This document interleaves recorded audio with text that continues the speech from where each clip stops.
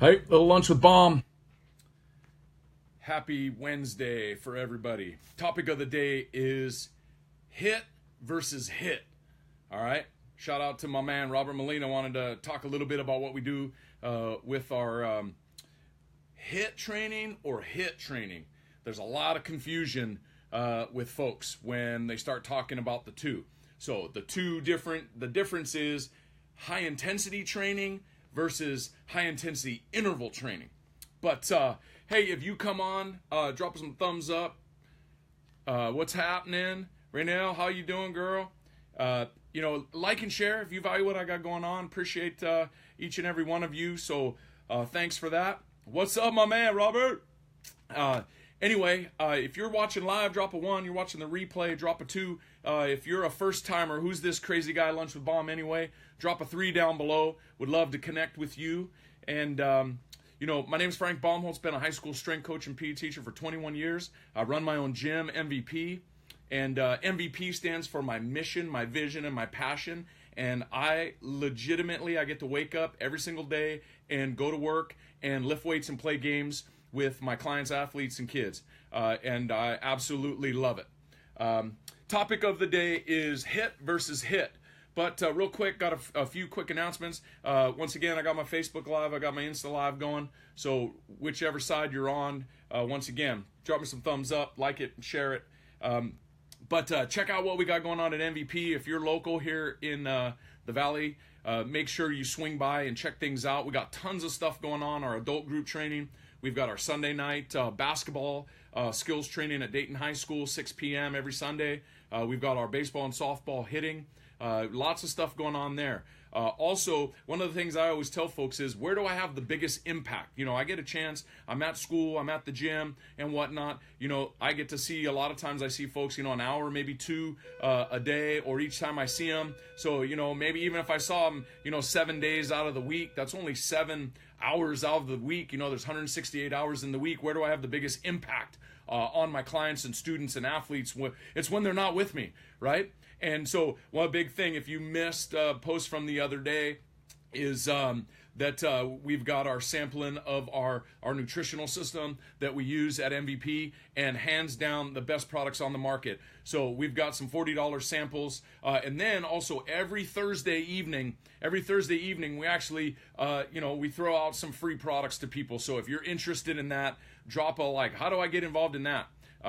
I'll add you to my list and make sure you get the information with that. But here we go. So topic of the day is HIIT versus HIIT. And there's a lot of confusion when people start talking about interval training. And I'm just going to share with you what we do at MVP, because we could literally get into a debate and argument about percentages and time and all this stuff. So we break things down into 4 basic categories. We have our strength. Okay, it's our basic strength work. We have our metabolic work, which is kind of our type of interval work. Okay, timed intervals. We have our density training, which is more of our high intensity training, where we're focusing more on reps and percentages over time. Okay, and then we have our slow, steady state cardio, which for me, we don't spend a ton of time on unless they're a runner or an OCR athlete or a Spartan athlete or something where we need to put more miles down, or even some of our athletes that are our distance runners that need more on the, miles under their feet. And here's the difference, right? High intensity training is about percentage of load. Okay, now you can go and you look into some of the powerlifting world and, the other bodybuilding type stuff it's not really our repertoire at MVP, but we do use some density work where we're putting percentages and repetitions together at a higher intensity, but we're really focusing on the percentiles that we use and some of the rep schemes. So here's just, if we're in the 55 to 65 percentile reps per set, or something in the 3 to 6 rep range. If we're in the 70 to 75 rep percentage range, we're still in that, we might go a hair more, but we're still in that 3 to 6 rep range. But here's the big thing. So when the load gets heavier, right, the reps have to get lower so that we can still generate the amount of speed and force that we're putting, right? Because what happens when you're in your general strength work? we end up, the bar speed is slow usually, all right? And if we're focusing more on power, which is a lot of stuff that we do, is we want the bar speed to stay elevated, okay? So, but, we can talk more about that. The high intensity interval training, okay, it's about putting specific time frames, like the set is given a specific number, all right, that you're going to perform X amount of exercises for X amount of seconds. And for me, it's usually shorter. I'm not a huge fan of putting minutes on top of, I'm going to do one exercise for 60 to 70 seconds. Sometimes I hear, folks in there doing intervals and they were doing a certain exercise for like 3.5 minutes. And we all know what the technique ends up looking like when that happens, right? So for me, technique is really important, okay? One of the big things is always in my mantra, my thing, I always write it down, I'm always kind of focusing on, is do no harm, right? If I have one of my athletes get hurt under my watch or one of my clients get hurt under my watch, I mean, what's the point anyway? The work and the stuff that we do in the weight room and at MVP, all our training and wherever you train from should be to enhance what you do outside. All right, we've got Amy, one of my rock stars. She's got a big Spartan race up in Seattle this weekend. So, setting up a game plan for her on the strength and metabolic so that she's prepared and ready to go. And then she has to put down some miles too and make sure that she has enough endurance on the slow, steady state, but also depending on the length of the race. So, but here's just a couple. So some of the intervals that we love to use, and I program all the time. One of my favorite ones is a 30-15, 30 seconds on, 15 seconds off, and we usually pick between 5 to 10 exercises depending on the level of the athlete or the client. Now here's the big thing too that everyone has to remember is that it always depends.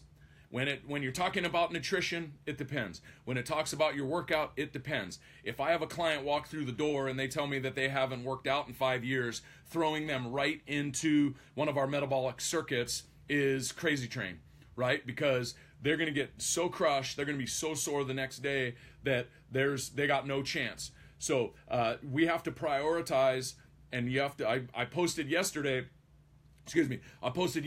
about it takes 18 to 24 months to build a solid foundation. And I'm talking about whether you're talking about nutrition or you're talking about strength and performance. All right? If you got out of shape or you're an athlete and now you're not an athlete, it didn't just happen overnight, right? So if I gained 30 pounds over the last 20 years, it's not going to go away right away, and I'm sure as heck not going to get back into shape right away. You have to have a systematic plan in place. But let me give you a couple more. So we have our basics, 30-15. One of my, for the folks that start to build a good conditioning base, using a 40-15 or a 40-20, meaning 40 seconds on, 20 seconds off. That's usually the most I'll go in one of my metabolic circuits that we put together. All right, and then some of the very conditioned athletes will use a Tabata protocol, which is 20 seconds on, 10 seconds off. Now, be careful when you start programming some of these exercises because we always put our most neural demanding exercises first and then our basic exercises toward the end, all right? And I don't like big Olympic type lifts in any of my circuits. Most of our metabolic work, we're using a lot of body weight exercises, squat, push-up, plank to push-up, some lunge matrix variations, some different body angle positions, getting up and down off the floor. Even if for some of our conditioning folks, we'll do a shuttle run type of thing. But, be careful when you're programming exercises into the different circuits. And then another good one that I love that's a great leading into some of our more steady state stuff is we do a 30-30 where we're going 30 seconds on, 30 seconds off, so the recovery time is even. When you get into any negative rest intervals where the body's not having a chance to recover, that's when you're going to challenge the system a lot more. And like I mentioned earlier, if you want more info on some of our training and stuff that I'm doing at MVP, even if you're thousands of miles away, you got to check out some of our my MVP online, some of our distance coaching programs that I can give you access to that as well. But so here's kind of the game plan that we use with a lot of folks, whether you're doing more high intensity work or you're doing more high intensity interval work. I mentioned about building a solid foundation. So if you break it down like this, if you only have a couple of days a week where you can work out, I know just like all of you that my days are crazy busy and I have to put things specifically in place to make sure I get my workouts in. But if you only had 2 days a week and you're a beginner, at MVP and even my students here at school, is my biggest goal is my two things is move well and get strong.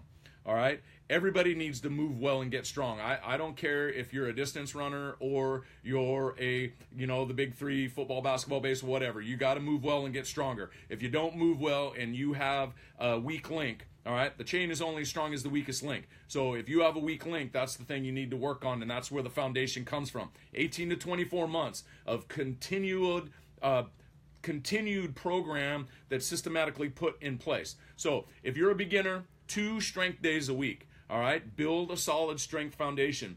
If you're a little bit more advanced, you could flip that. You could take those 2 days and put them into more of an interval based. I have one of my fun workouts. I call it the park bench workout. I'm at the park. I find a bench. I've got 10 exercises. I'm doing each exercise for 30 seconds. I take a little recovery walk and then I repeat.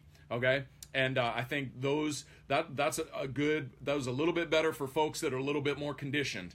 Okay, so if you got only 2 days and you're a beginner, do a couple of strength days. If you're a little bit more advanced and you only got 2 days, do a little metabolic work. Use those intervals to help jumpstart your workouts. Now, here's the fun part. All right, if you have 3 to 5 days. If you have 3 to 5 days during the week where you can commit to your workout programs, split it up. Split it up between get a couple days of strength and a couple days of metabolic. Over the 20 years that I've been doing this is that my clients and athletes, we try to put 2 strength days a week that are focusing on strength and power, and then we have 2 other days where we throw in metabolic work. And that has been the sweet spot in my programming personally. Now, like I mentioned, we can get in debate, so which is better and this and that and stuff. I'm just telling you, the clients that I have at MVP that are rock stars that make this work is they get 2 main strength days a week and they get 2 metabolic days a week. And if they got extra, then it's bonus. Okay? So if you have, once again, if you're a beginner and you got 2 days a week, focus on strength. If you're a little bit more advanced, flip that and make them a little more metabolic. Use that interval training in order to jumpstart your workouts. If you've got 3 to 5 days a week, split it up. Maybe 1 day strength, 2 days metabolic, or 2 days metabolic, 1 day strength. If you got 4 days, that's money. You can go 2 days strength, 2 days metabolic. If you got 5 days, what we like to do, Mondays and Fridays are metabolic, Tuesdays and Thursdays are strength, Wednesday is off, and Saturday's bonus, and then Sunday's a recovery day as well. And here's a big thing for a lot of folks. I was talking to my students the other day. Every day is a training day, whether you're working or not. Every day is a training day if you're working out or not. Your day off, your recovery day, is still a training day. It might be a recovery day, rest, focus on your nutrition, the recovery piece, all right, but it's still a training day. You don't just jump off the wagon and, throw all the rules right out the window. Try to do things 90% of the time really, really well, and the other 10% is just 10%. Okay, so here we go. If you've got 5 or 6 days a week, though, throw in some density work. Throw in a little bit more of that high-intensity training. Dial the notch up a little bit. Now, this is definitely more for the advanced folks, but so I'm getting 2 main strength days a week. I'm getting 2 or 3 metabolic days a week, and then I throw in 1 or 2 of my high-intensity days, all right? One of our density sets that we've been doing lately, pick your 5 favorite barbell exercises, and then put 20 minutes on the clock. Dial in your intensity depending on how many reps you have. If I'm in that 6 rep range, shoot for 75%, and then just see how many rounds you can get over 20 minutes. Now, for me, I'm not so worried about the time speed as I am about the reps and the intensity, because that's where the money's at. We all know when you add load and you have you add time, or I'm going to see how fast I can do something, however many times. When fatigue sets in, that's when bad things happen. All right, technique breaks down, I get tired, my body's out of position, and then boom, something bad happens. All right, so remember, do no harm. So the load, the percentage, the time, the technique, that's all important. So, but if you have 5 or 6 days out of the week where you can commit to doing some work, strength, density, metabolic. All right, if you're one of the crazy folks that super fit, has things dialed in, nutrition's dialed in, recovery's dialed in, your workouts are dialed in, you can add in some of those long, slow, steady state cardio. I always say, I'm not a huge, people will comment that I don't like running. And it's not the fact that I don't like running, is that I want people to get in shape to run, not run to get in shape. All right, because a lot of times the deconditioned person, they use it, and now some people can do it, but a lot of folks can't because they don't have the foundation to work off of, right? So you got to build the foundation in order to do those things. A lot of folks will go out and they'll put a bunch of miles down they haven't run in a couple of years, and then they hurt something, and then they never want to do it again. So I'm not saying that everybody can't do it or shouldn't do it, is that there's just a better way to prepare to do it. All right, so here I'm going to just recap some of this. So if I have only 2 days a week, right? If I only have 2 days a week, focus on the strength if you're a beginner. If you're a little bit more advanced, add that metabolic work in, add the high intensity interval training, some time sets into your workouts to jumpstart your workouts. If you have 3 to 5 days a week, split it up. Give me 2 strength days a week, give me 2 metabolic days a week. Okay, and have this all planned out. If you've got 5 or 6 days a week, I'm going to add it. I'm going to do my 2 strength days a week. I'm going to do my metabolic days, and I'm going to throw in 1 high intensity day into that. All right, so you got to focus on the load and focus on the repetitions. Okay, make sure those are dialed in. And like I mentioned, you can message me and I'll help you out with that.